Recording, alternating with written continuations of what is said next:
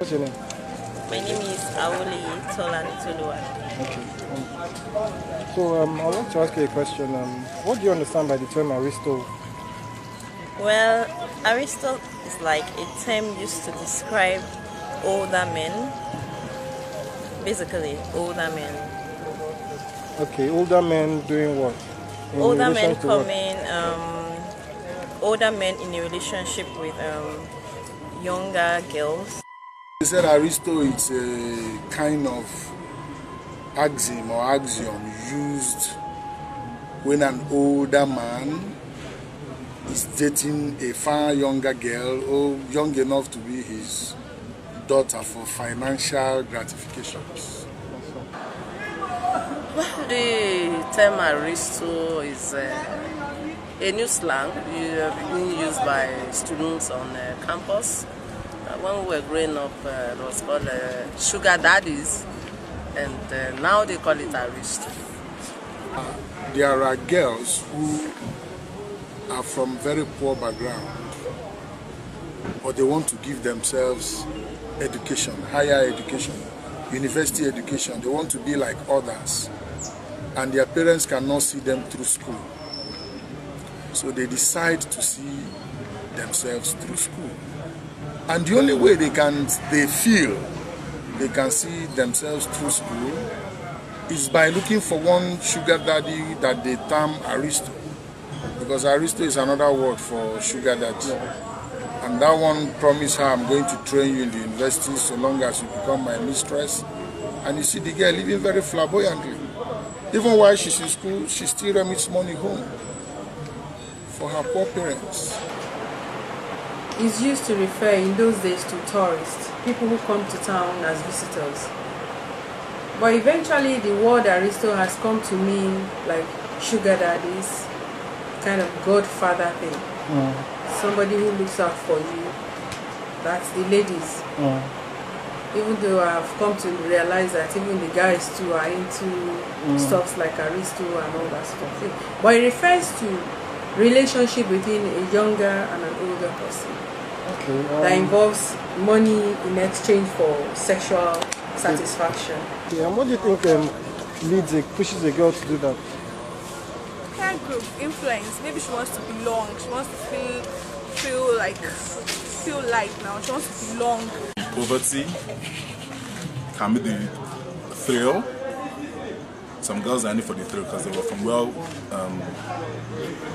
good homes, good backgrounds and everything, but they just enjoy going out late at night, hanging around with old men, getting money from them, money they really don't need, just to squander on themselves.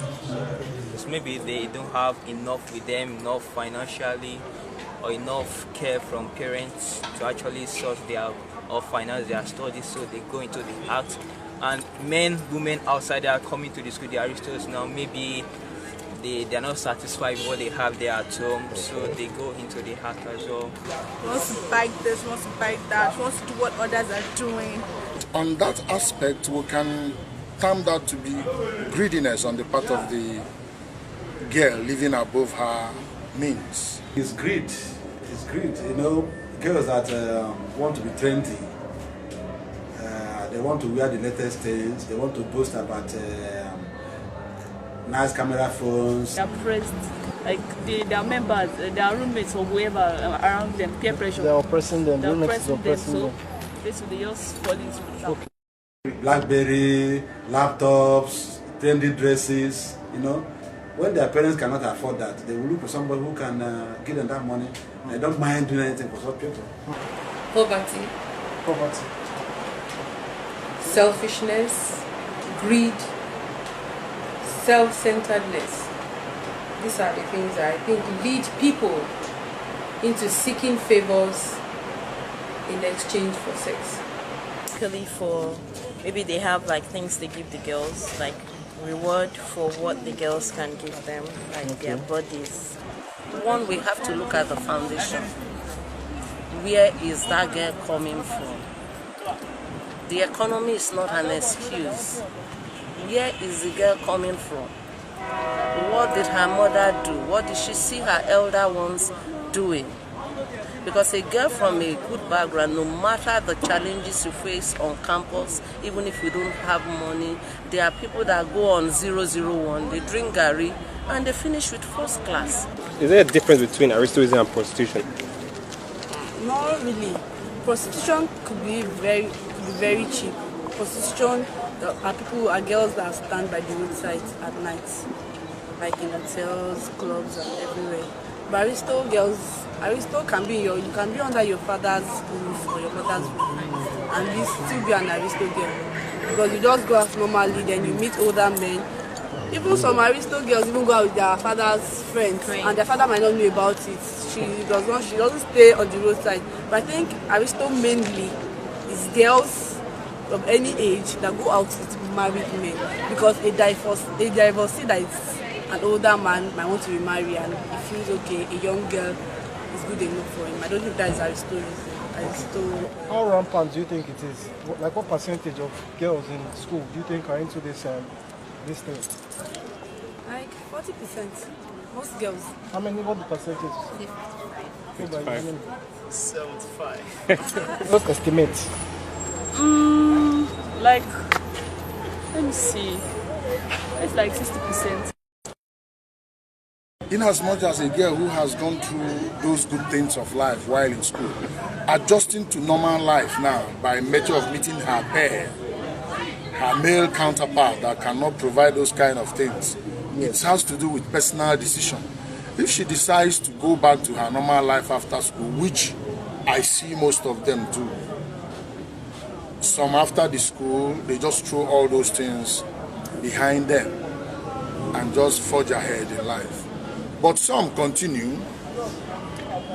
Those ones, well, I can't say what will become of them, because definitely they cannot make a good wife.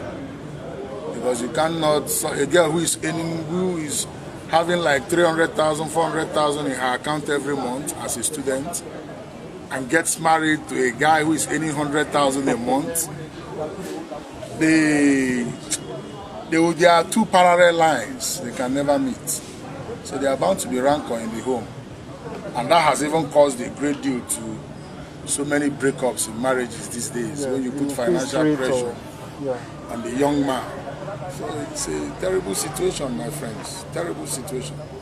Some girls at times they do settle to normal life after they might have engaged in such affairs. And there are some that at the end of the day they just end up regretting.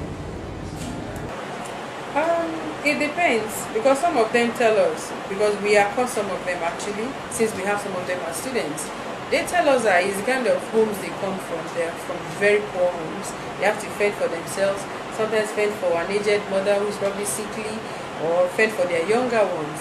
So they do this thing just to get through education. Some of them get good jobs, they get to settle down into their homes, and it becomes a thing of history. But for those who are actually bad, even when they go out there, it's just a larger society. It's the same thing they will continue to do, and do it on a worse scale than what they've been doing before. A girl that has exposed herself to aristos cannot really love. That's as far as will not be able to love any person again. And even when you in an unfortunate man marries them, and you cannot meet their needs, they will still be doing what they are doing to get by. Yes, except if there's a miracle. Okay. And that person gets born again. Yes. You're talking about the girls. Yes. You have not asked about the guys. Yes, exactly. We have the guys too doing it. We have the young guys going out with sugar mummies. Okay. Yeah, it's happening. It's happening. In everywhere, yes. Even in offices, you have young boys going out with sugar mummies. So it's the same thing. Now you have not asked. That will they still marry? What do they do? The guys pretend as well. It's usually a female thing. The male one is very new. Yes, it's even strange to a lot of us. Yes, but it's new. The male one has always been there, but then in those days it was. I mean, there are men that were seen as men who could not have sex, who get turned on, who behave like females and get attracted to males like them. You know.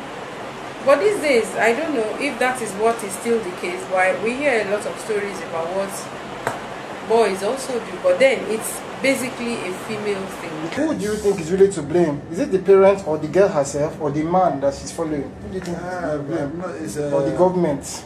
I think all encompassing.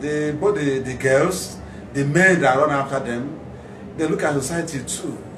Poverty, you know, is contributing to it too. The parents, I think there are some parents like that does not have much time to take care of the children. They don't have much time to see to the upbringing of their children. There are some parents that even encourage their children to do such. People don't question sources of money. I mean, when the child comes back home with a very fine dress, you should ask him or her, ask her, how come you came with this? How did they buy this for you? To do such things because they feel should be other like somebody came from the village and brought money to the parents. Say, what are you doing in Lagos? Mommy, this is what I'm doing. We'll say, okay, we'll go ahead. Then another parent will say, can you imagine? You just go to Lagos, you didn't even bring anything back. Now you are coming without anything. Look at your friend. Then the girl will ask the mother that ask her what is the nature of the job she's doing. The parents say, I don't mind. Whatever, you just make sure you bring the money. So I think the much blame is not for the government, because government will not be the one that will bring up our children for us. So the blame should be on the girl and the parents. The parent, I will give the blame to the parents, because you can't just if you determine to train your child, you will train your child.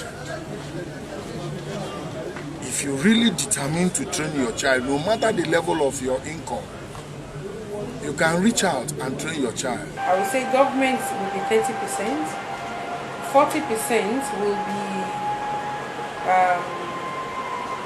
personal, individual interest and greed. And then probably I would say another 20% will be the home upbringing that causes it.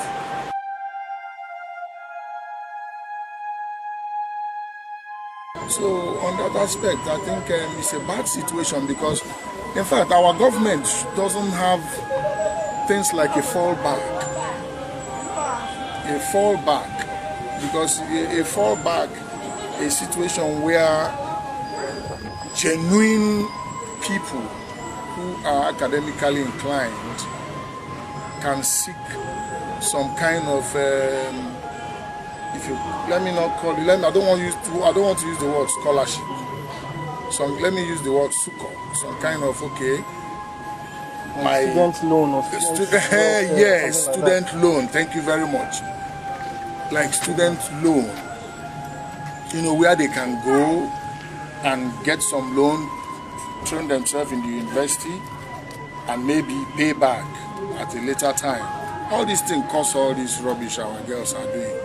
And these aristos, majorly, most of them are the top people in government and whatever. Because they are the people even spoiling this our girls.